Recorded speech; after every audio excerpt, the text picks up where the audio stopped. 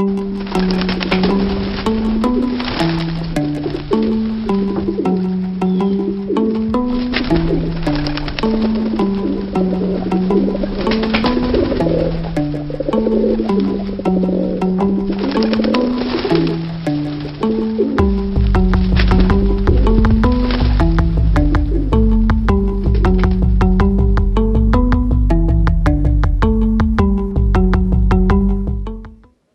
name is Fadil Hendricks.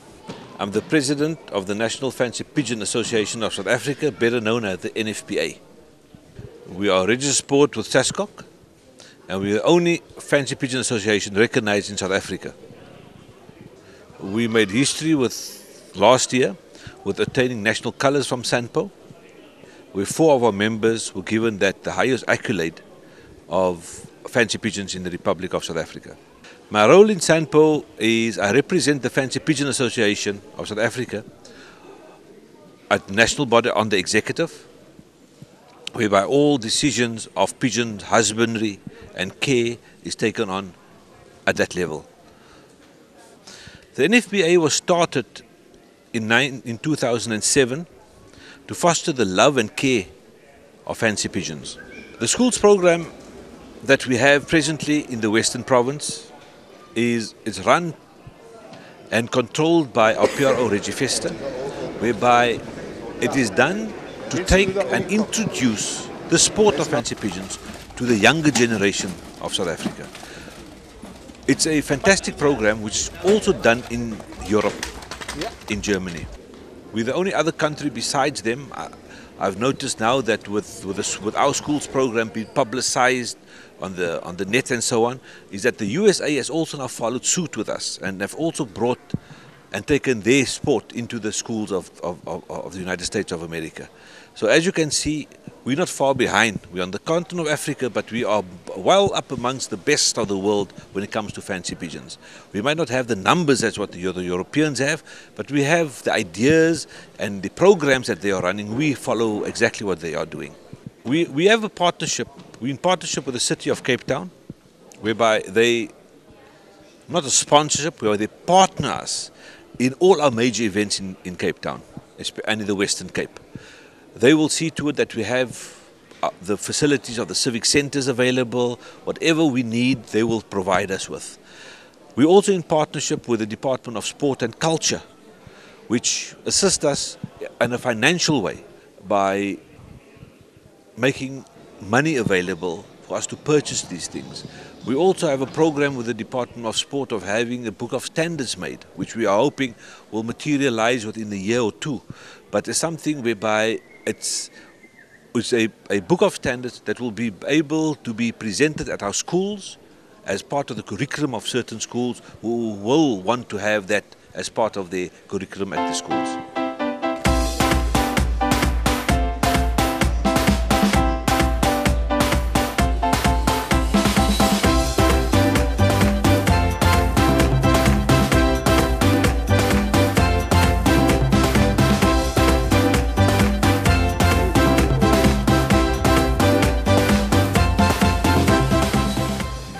My name is Regifesta. I'm the Vice President of the Western Province Fancy Pigeon Association, and I'm also the PRO. And today I did some judging. Fancy Pigeon started in 1943, and since then we've grown tremendously with the City of Cape Town and the sports councils, and today we're showing about 55 breeds of fancy pigeons. Pigeons is a lifelong friend. They say dogs are man's best friend, but pigeons are man's oldest friend. Starting since 2007, we started to show fancy pigeons in the Western Cape. And we do a schools program, a development program, where we have all the schools, and we'd like more schools to come and look at the fancy pigeons, or we'll come to the schools. And development programs are for juniors and also seniors. those that come into the sport that don't know about fancy pigeons, we help them along.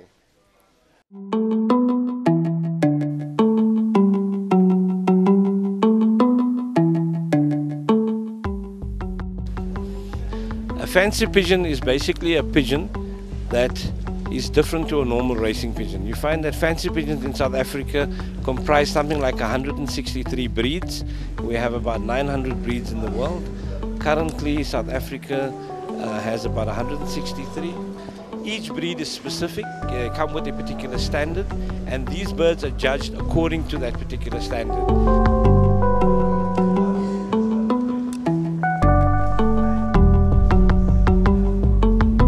My name is Yasim Khan. I'm the secretary of the National Fancy Pigeon Association.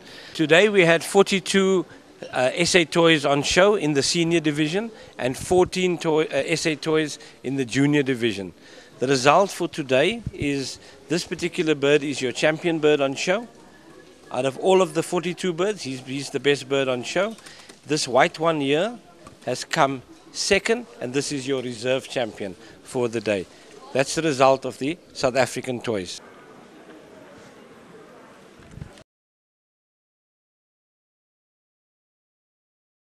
My name is Yusuf Hamildin, and this is my bird, the Portuguese tumbler. It's a very small and compact bird. It must have bright eyes and small beak, and it must be a small bird. How I care for my bird is, I give it food, water, and it must bath every week. These are Jacobins that we have here in front of us. They are one of the best form birds that we have. They're very sought after, they're extremely expensive birds as well. In terms of the standard, this particular bird is identified by the way it stands. It has to stand perpendicular to the ground, and the tail must be parallel to the ground like that. This particular bird has got a very good hood. You'll find that the hood is round, it's full, it has no break at the back of the mane. We also look at the way the feet is positioned. It runs parallel with the rose, which is the middle part of the hood. That's your rose.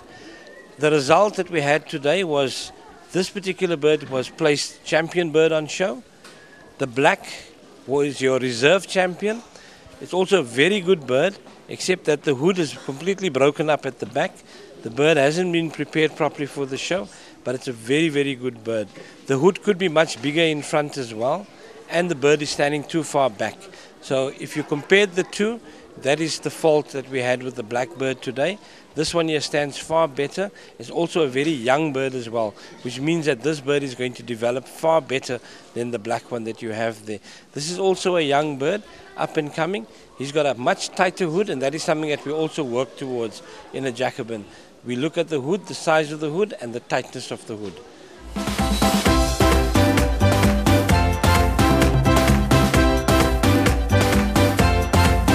My name is Laik Brey, and I belong to the National Fancy Pigeon Association, and I have birds here on show. This here is my bird. It is an English longface muff tumbler. What we will look for in an English longface muff tumbler is the well-rounded head, the short beak, the feathers on the feet, which we call muffs, and it must be well stationed, stand proud, and when you care for them, you should always clean the feathers on the feet, and for show purpose, if the beak is maybe overgrown, you should make it shorter by cutting it, and you should feed them lilies and other types of grains, and you should bath them before they come to a show. Because you should cut the beak, because if it's overgrown, the judges will be able to disqualify you. It should be a nice medium-sized bird.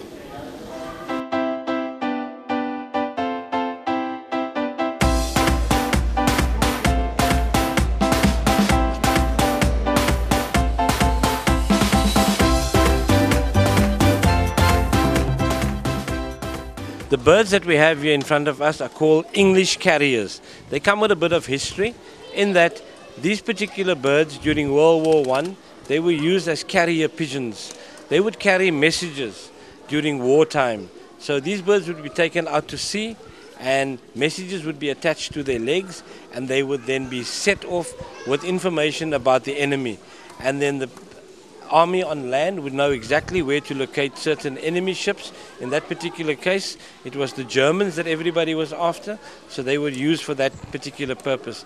This bird is a very strong flyer, very strong bird, has got exceptional wing power. And what we do is, in terms of the judging standard of this bird, is we look at how the bird stands. Here you can see clearly now he stands. The wings must be above the tail. It must be a longish flight feathers on the wings. The neck must be long. It's a very long, strong bird. And then it has a sear, a wattle on its beak, and it has development wattles around its eyes. These must be balanced. The wattle for show purposes, the wattle must be even on both sides. Here's an excellent example of a black bird and a white. Okay, we breed them in all different colors. They come in red, they come in blues, they come in yellows, they also come in mottles and pieds. This particular bird in front of me, the blackbird, is the champion bird on show. And it's an excellent example of what a carrier pigeon should look like.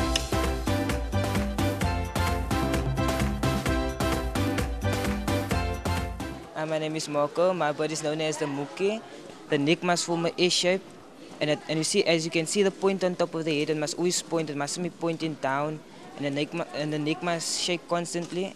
And as you can see, the feathers, it must always be up, it mustn't be at the bottom, or you can get disqualified. And I treat them, and before a show, I will wash them and treat them, and I'll check if they mustn't have parasites or lice. And I'll give them clean water and fresh food every day, and I check if my loft is clean. What we have here today is swallows. This particular breed is differentiated between the fairy swallow and the Silesian swallow. The difference between the two is the bird on your left has got a crest on its head. That particular bird is called a fairy swallow. The one on the right is called a Silesian swallow. It's a plain-headed bird without any crest. The main characteristic of this particular bird is color and the feathers on its feet. The feathers on its feet needs to be heavily muffed. It has to have lots of feathers and long feathers on its feet. And both the birds must have a clear dot on its forehead. If the bird turns around here, you'll see what I'm talking about. Here we go. Here we go. It needs to have a dot on its head, and it has to be a clean dot. The bird on the right-hand side, being a fairy swallow, has come first at the championship show here today. He's been placed the champion bird on show. This particular Silesian has been placed the champion bird on show as well. Both birds, like I said, are color birds, so the color needs to be very strong. The whites needs to be white, the black needs to be black. These birds are also available in blue, in yellow, in red, and sometimes in a pied color as well.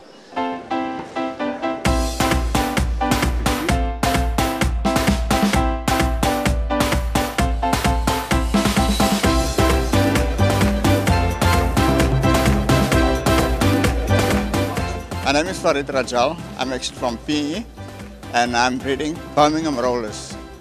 The originating from the Birmingham rollers is Birmingham, England.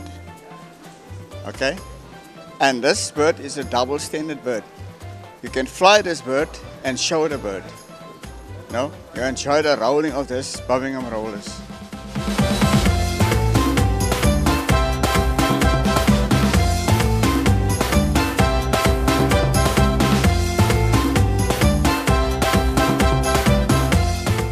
What we have in front of us is a Norwich cropper. This particular breed belongs to the pouter family. It's also commonly called blowers. And the reason why it's called a blower, it's because if you look at the bird, you'll see that it's blown up in front. That particular area is called the globe. The globe on this particular bird will develop over the years. This particular bird is a 6-month-old young cock. And on the side of the wings, there's little white marks. Those marks are white feathers. those feathers are called the rose. They must have that in terms of the standard, the breed standard. This particular bird needs to stand upright. His feet needs to be evenly spaced. Come on, come on. And he also needs to ensure that the head is in line with the feet. If you look at this particular bird, it's an excellent specimen of a Norwich cropper. Next to him, we have a brown hen. This particular bird is a much older bird, and it has the same characteristics as the black. So this particular one, hopefully, we haven't judged them yet, but this one here should do very well on the show as a young bird. It should actually come in a first position.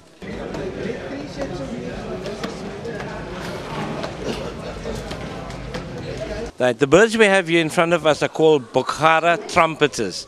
They're very, very popular in the world. They're also quite expensive and unique. At the moment, there's very few breeders in South Africa that have them. This particular bird belongs to a trumpeter family, and if you look at the bird itself, the reason why they belong to a trumpeter family is because they trumpet. The sounds they make is that of a trumpeter. Now, this particular bird, a Bukhara trumpeter, is the main characteristic of it is it has a double crest. And the crest is a complete circular crest on the head. If I can get him to turn around, there you go. It's a completely circular crest, and then it has a normal crest behind that. Okay, this particular bird also is a strong characteristic of it is the muffs on its feet. It has to be large muffs, heavily muffed, and much longer than what you see here today. Also, this bird stands very low to the ground. Okay, they spend a lot of time on the ground, these birds. And what's important to remember is that a Bukhara needs a lot of attention, especially around the eyes, around the crest, and the same characteristic as the toys. It has to have a rose on either side of the second crest. This particular bird is the champion bird on show.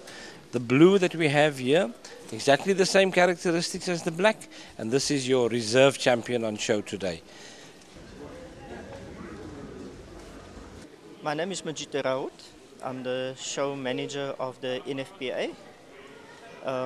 My job is to lay out the wall, cages and stuff like that.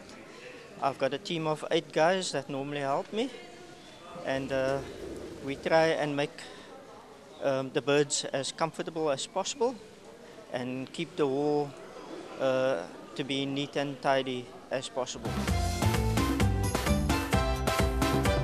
My name is Intisar Habir. I keep long-faced tumblers. They have a big head and a short beak, and I love them.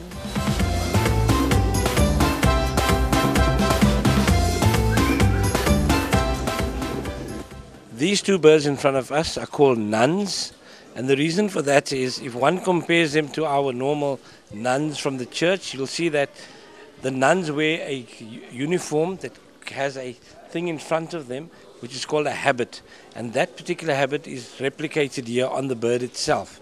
And you'll see that this particular bird is a black nun. It's got black markings, whereas the one next to it is a dun. We call this a dun. It's a dilute of brown.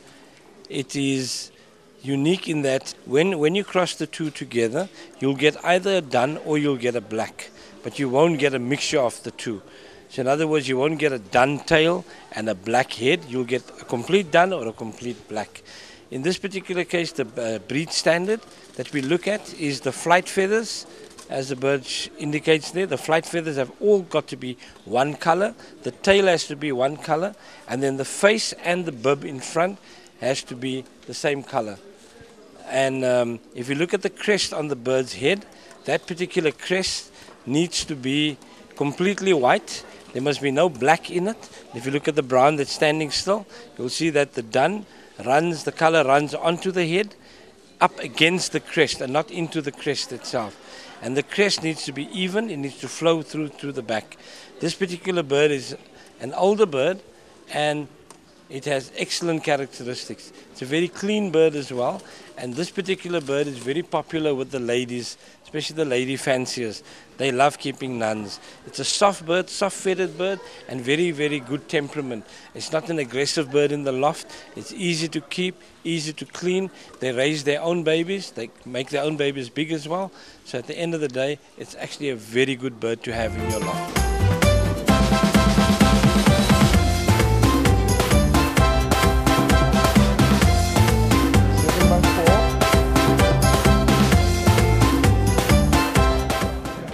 My name is Zaid Abrams.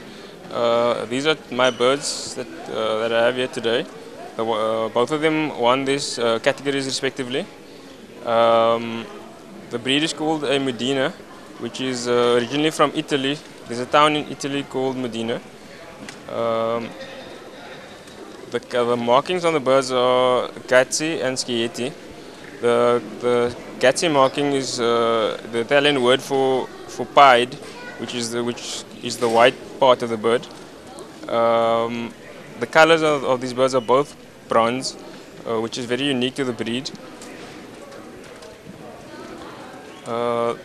What you look for in the bird is a very well-rounded bird. You basically want it as round as possible, but with good strong head, good strong legs. The legs must be 100% straight. The head must line up with the legs when it poses, and the bird must have good station, which means the head must always be held high, and nice strong head as well, and basically as round as possible, which gives it the name the bird of curves.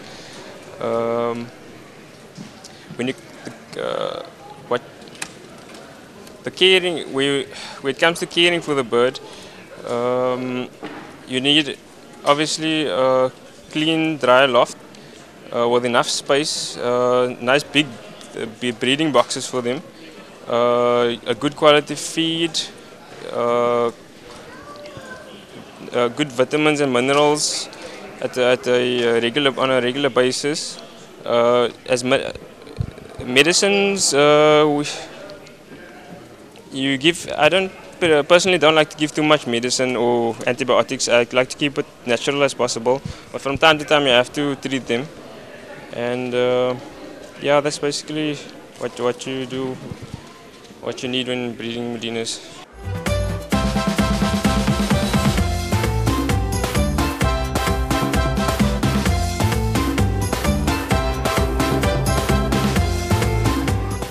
My name is Ashik Bray. This is a champion of the American show racer. The first thing that you look at is the condition of the bird and if it has any lice on it, and its feet if it's dirty, and how it stands at the 45-degree angle. And if it's a big bird and its head, it must be like a bodybuilder, fat and strong. My name is Adam Loubser. My American show racer, it's like a bodybuilder of the birds. It's a good-looking bird. It's a chick, and the caring I give it is fresh water every day, fresh food, clean its lofts, give it new perch boxes if some is broken in need, and I check if the wattles is good. I will sometimes before the shows give them baths and check if there's parasites, lice and flies and fleas. These birds that we have here are called Polish lynx. These are huge birds. They're big in size. They've been bred. We call these birds, they belong to a class called utility birds. They've been bred for the table, meaning that they were raised as chickens previously. However, today we very seldom take expensive birds like this for the table. What we normally use is our culls, birds that we don't want to show with. We use them as utility birds. In terms of the standard, this particular bird is called a laced Polish lynx. That means the feathering on the wings are laced, whereas this particular one here is called a barred bird, a blue barred Polish lynx. So it's got two bars, whereas this one here has got lace. These markings are called lace markings. The flight feathers on these birds have to be white. They need to be just above the tail. He needs to stand still. And if you look at the bird itself, it mustn't stand very high off the ground. This is not a very young bird, but it's a very good example of a Polish lynx. It's a compact bird. He's got a nice broad chest, shortish on the tail. You want that. You don't want a long, funny-looking bird. This particular one is not a bad specimen. However, he still has a long way to go in terms of development. It's a young bird. He was born last year sometimes, and it is a blue-barred Polish lynx.